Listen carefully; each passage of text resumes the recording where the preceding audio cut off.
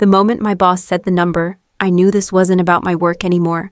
"You're fired," Mark said, folding his hands like he was about to discuss lunch plans. "We found someone who can do the role for 40% of your salary." I didn't answer right away. I looked at the woman from Human Resources sitting beside him. Her laptop was already open. My name was already on the screen. "For clarity," I said, keeping my voice steady. "This isn't about performance." Mark shook his head. "No issues there. This is a restructuring decision. Budget alignment. After 11 years, I said. He shrugged. "The market changes. My name is Emily. I'm 43 years old. I joined this company when our reporting system was a mess and our vendors didn't trust our numbers. I stayed through mergers, audits, and weekends spent fixing mistakes that weren't mine. None of that came up in the room." The HR representative slid a document toward me. "We'll need you to hand over system access before the end of the day." "Before the end of the day," I repeated. "Yes," she said. "For continuity." I nodded once. "Who's taking over?" Mark smiled. "Quick and practiced. A younger hire, strong with data, very cost-effective." "So," I said, "this is it." "That's correct." I stood. I didn't raise my voice. I didn't ask for time. I picked up my notebook and my phone. Mark cleared his throat. "We'd appreciate discretion." I met his eyes. "You already have it." I left the room without another word. The story you are about to hear is a fictional work created by the writing team at Revenge AITA, inspired by real workplace conflicts and power dynamics. All characters and events are fictional, designed to explore themes of dignity, consequence, and self-worth through narrative storytelling. At my desk, no one looked up. I packed slowly. My badge still worked. My inbox still refreshed. Everything functioned exactly as it had that morning, as if nothing had changed. When I shut down my computer, the system kept running. That was the part they hadn't thought through. Why does losing a job feel louder when no one says goodbye? I slid the top drawer open and pulled out the framed photo of my parents at Lake Erie. My phone buzzed. "Emily," said Jason from IT, low and rushed. "I'm supposed to confirm you're logged out." "From which systems?" I asked. A pause. "Most of them." "Most," I repeated. "Email access is scheduled. Reporting tools are either pending how your permissions are nested," he said carefully. "Unwinding them takes time." I set the frame in my bag. "Take your time." He exhaled. "I'm sorry, don't be." I said, "Just do your job." I stood and felt eyes on me without anyone meeting my gaze.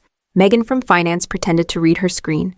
Carl from compliance stared at his coffee like it had offended him. I stopped at the end of the aisle. Mark asked for access by end of day. I said evenly. "I'm still here until then." No one answered. Jason texted again. "Some dashboards are still live." I typed back. "They're scheduled jobs. Don't touch them." A new message popped up. This one from Mark. "Please leave your badge on the desk." I walked into his doorway and held it up. "You want this now?" He didn't look at me. "Yes." "Before I finish handover." He cleared his throat. "We'll manage." I placed the badge down, then manage, back at my desk. The alert chimed the weekly forecast finished processing. On time, clean, no errors. It would send automatically to the executive distribution list. Jason called again. "Emily, the model just ran." "I know." I said. "Do you want me to stop it?" "No," I said. "Let it do what it's supposed to do." I shut the laptop and stood. My access light was still green, not because I was clinging to anything, but because the work was... What kind of company fires someone and still expects them to show up? My phone started ringing before I reached my car. I let it buzz. Then it buzzed again. By the third time, the caller ID stopped pretending. "Emily," the voice said when I answered. "Where are you?" "This is Daniel Pierce," he continued, already irritated. "We're starting the mid-year review in 40 minutes. "I won't be there," I said. A pause. "You're the presenter. I was fired this morning." Silence. Not a polite one. The kind that recalculates. "By whom?" Daniel asked. "Mark Reynolds." Another pause. I heard paper shift. A keyboard tap. "That doesn't make sense," he said. "You're listed as lead on operations, forecasting, and vendor risk. I was told I'm replaceable." I said, "Someone cheaper." His breath sharpened. "Cheaper than what? 40% of my salary." "That's not a metric," he said flatly. It was enough for Mark. Daniel lowered his voice. Did human resources document cause? They documented urgency? That's not cause. I leaned against the door. What do you need from me? Daniel, I need to know, he said. Why the executive summary shows your authorization code. Because I built the review, I said. It runs on my models. You're telling me, he said slowly. The person presenting doesn't understand the data. I'm telling you, I said. I'm no longer authorized to present anything. Another silence. He didn't apologize. He didn't ask me to come back. Not yet. Stay available, he said. Do not delete anything. I won't touch a thing, I said. That includes the review. He exhaled. I'll call you back. When the line went dead, my phone buzzed again. This time, it wasn't a call. It was an internal alert. The mid-year review had been pulled from the calendar. Who actually has the authority to erase someone? My phone rang again before I pulled out of the parking lot. Emily, this is Karen Holt from Human Resources, the woman said. Her tone was careful, practiced. I need to verify a few details regarding your termination. Go ahead, I said. Can you confirm you met with Mark Reynolds this morning? Yes, and he informed you that your employment was ending effective immediately. Yes, she hesitated. Did he cite any performance issues? No. Any disciplinary actions, written warnings? None. I heard typing. A lot of it. Did he provide severance documentation? Karen asked. No. Exit procedures. He asked for system access by end of day. More typing. Then she stopped. Emily, she said, lowering her voice. Were you aware that your role is designated as critical coverage for executive review? I said. That's why I built the mid-year review. Another pause. And did Mark indicate he had approval from the vice president of operations? He did not. That's a problem, she said quietly. For who? I asked. For the company, she said. And for Mark? She cleared her throat. Your termination was submitted as a cost-based restructuring. That's accurate, I said. He told me my replacement costs 40% of my salary. Karen exhaled. Cost is not a standalone justification for immediate termination in a critical role. So what happens now? I asked. We flag it, she said. We pause processing. We verify authorization. And you remain inactive, she said carefully. Not terminated. Not reinstated. I nodded. So I exist in limbo. Yes, she said, for now. My phone chimed again before she could continue. Karen stopped. That will be the vice president. I assumed, I said. One more thing, she added. Please do not share access, documents, or explanations unless directed by us. I won't, I said. I no longer work there. After the call ended, I sat still for a moment. Mark hadn't just fired me. He'd skipped steps he didn't understand. What does regret sound like when it's panicking? Mark didn't waste time pretending this was a courtesy call. Emily, he said the moment I answered, we need you back. Immediately? I said nothing. There's been a misunderstanding, he continued. Words tumbling over each other now. HR raised concerns about the process. We can fix this. You fired me, I said. That part was clear. I didn't expect the review to be pulled, he said. Daniel is asking questions. A lot of them. That sounds like his job, I said. Mark inhaled sharply. You built the reporting structure, the forecasts, the risk overlays. No one else understands how the pieces connect. You told me it was simple. I said systematic. That was he stopped. Tried again. That was poorly phrased. You said I was replaceable. I said the role is me. I said. Silence pressed in. When he spoke again, his voice had dropped. We're prepared to discuss compensation, he said. A title adjustment, expanded scope. Whatever it takes. Yesterday morning, I said.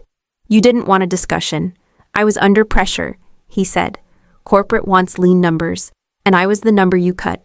I said, Emily, listen to me, he said. We have nothing to present. The new hire can't even open the model without breaking it. Daniel wants answers by end of day. That's unfortunate, I said. Unfortunate. His voice cracked. This is a disaster. You made a mistake. I said, no, he shot back. I made a decision. I let that sit between us. Come back, he said quietly. Just for the review. I won't, I said. We'll put everything in writing. You already did, I said, in a conference room. With HR present, he lowered his voice. If you don't help, this lands on me. I ended the call. I had spent years being the solution to other people's emergencies. This one wasn't mine anymore. How do you recognize collapse when it starts quietly? The email came from Daniel first. Emily. He wrote, "We have a discrepancy." I waited until my phone rang. "Talk to me," I said. "The supplier variance doesn't match the internal forecast," he said. "The numbers conflict." "They always will if the assumptions are changed," I said. "They weren't supposed to be changed," he said. "Mark approved a revision this morning without recalibration," I said. "Yes," he said. "Apparently." Another call cut in. I answered. "This is Priya Shah," the woman said. "North Shore Components. We submitted our delivery report. Your system flagged it as an anomaly. It would," I said, "if the intake thresholds were adjusted." "They were," she said, "by someone new." I exhaled. "Then your report is fine."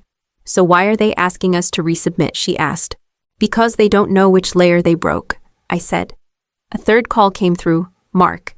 "Emily, we need you," he said. "Skipping everything else. The numbers don't line up. Suppliers are calling Daniel directly." "I told you I'm not authorized," I said.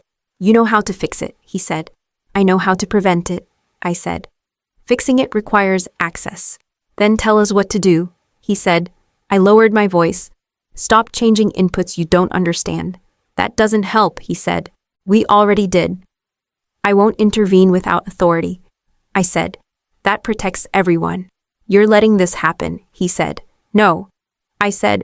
"I'm not stopping it." Daniel came back on the line. "Emily, are you refusing to assist?" "I'm refusing to operate unofficially," I said. "You can reinstate me, or you can own the results." Silence stretched. I could hear someone whispering on his end. "We'll call you back," Daniel said. They didn't. That afternoon, the revised forecast went out anyway. It contradicted the supplier report by enough to trigger a compliance review. No alarms blared, no systems crashed.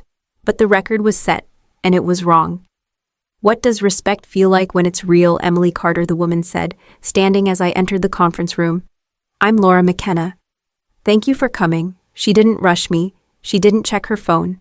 She waited until we were both seated. "I've read your background," Laura said. 11 years in operations, forecasting, supplier risk." "Yes," I said.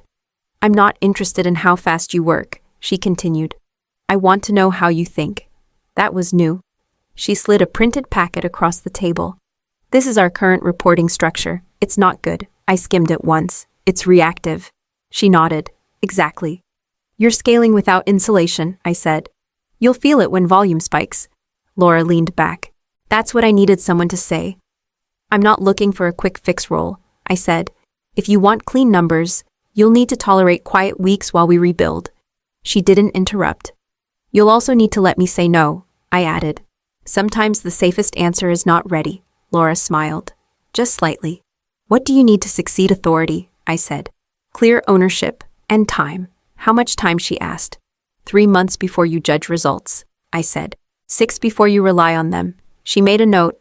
"That's reasonable. No one's ever said that to me," I said before I could stop myself. She looked up. "That concerns me. It used to," I said. Laura closed the folder. "We're opening a second facility next year. I don't want chaos disguised as growth." "Then don't automate confusion," I said. She laughed. "You're direct." "I've learned to be," I said. She stood and offered her hand. "I'll have an offer ready by the end of the week." I shook it. "I'll review it carefully." When I walked out, my phone stayed silent, for the first time in days. That felt right. Who takes responsibility when no one can explain the numbers? Daniel called once that morning, not to ask for help. "You don't need to join," he said, "but I want you to know what's happening." "I'm listening," I said. "The review is postponed," he said. "Mark will present what he can, alone." I pictured Mark standing at the front of that room, the one he used to control with confident summaries and borrowed certainty. "He asked for your notes," Daniel added. "I don't have any to give," I said. "I told him that," Daniel said. He wasn't pleased. The meeting started without me. I knew the sequence by memory. Executive summary first, risk exposure second, supplier variance last. Daniel called again 40 minutes later. "He can't explain the delta," he said. "The board is asking where the assumptions changed." "Did he say?" I asked. "He said the system recalibrated automatically." And I said, "And they asked who designed the recalibration." Daniel said, "He said you did." "I did," I said, under controlled conditions. There was noise on his end, a chair scraping, someone coughing. The contradiction is on the screen, Daniel said. Supplier numbers don't match internal projections. That's because they altered the intake thresholds. I said, I warned him. Daniel lowered his voice. He denied that. I documented it. I said, inversion history. Another pause. Longer this time. They're removing his approval authority, Daniel said finally. Effective immediately. I closed my eyes. Not from relief, from certainty. He'll stay on, Daniel continued. But all decisions route through operations oversight now. That's your call, I said. It wasn't, Daniel said. It was theirs. When the call ended, my phone stayed quiet. The review didn't happen. The consequences did. What do you owe a place that already replaced you? My first week at the new company began with introductions that felt deliberate instead of rushed. Laura walked me through the priorities herself. We start by stabilizing, she said. No heroics. Good, I said. Heroics hide problems. She nodded. I want clean inputs before we talk growth. At noon? My phone buzzed. An email preview slid across the screen. The sender was familiar. Subject consulting support, immediate need. I didn't open it right away. Laura noticed the pause. Everything okay? Yes, I said. Just an old door knocking. Do you need to answer it, she asked. I don't, I said, later, in my office. I read the message. Emily. We are experiencing operational disruption following recent leadership changes. Your expertise would be invaluable. Please advise your availability and consulting rate as soon as possible. No greeting, no acknowledgement, no apology. My phone rang before I could close it. Mark's number. I let it go to voicemail. Then another call, then a text. This doesn't have to be complicated. We're willing to compensate appropriately. I typed a response, deleted it. Typed another, deleted that too. Laura knocked lightly. We're reviewing supplier onboarding in 10 minutes. I'll be there, I said. She hesitated. You sure you're good? I closed my laptop.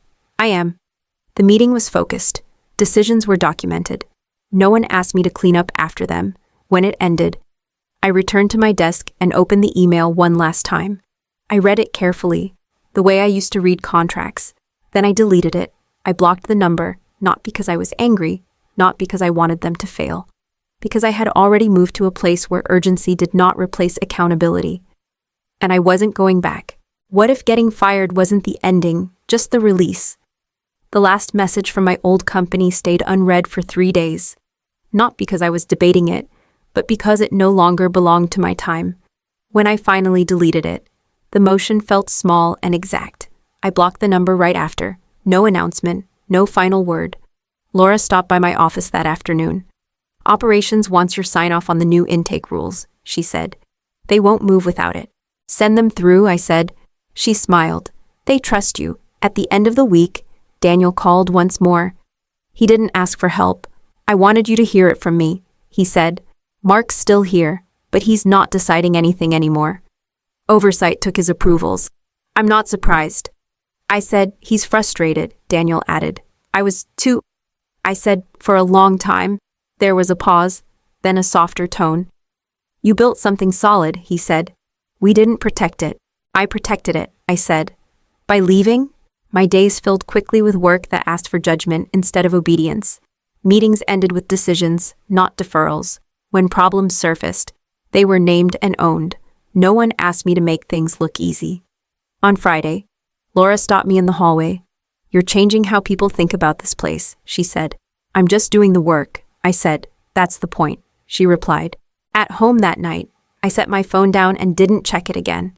There was nothing waiting that required my rescue. Here's the life lesson I took with me: loyalty without respect is just unpaid labor. And clarity is worth more than any counteroffer. When you stop negotiating your value with people who already decided it was a cost, you create space for the work and the life that fits you. I didn't win by returning. I won by becoming unavailable. Some people don't lose you all at once. They lose you the moment they decide you're replaceable.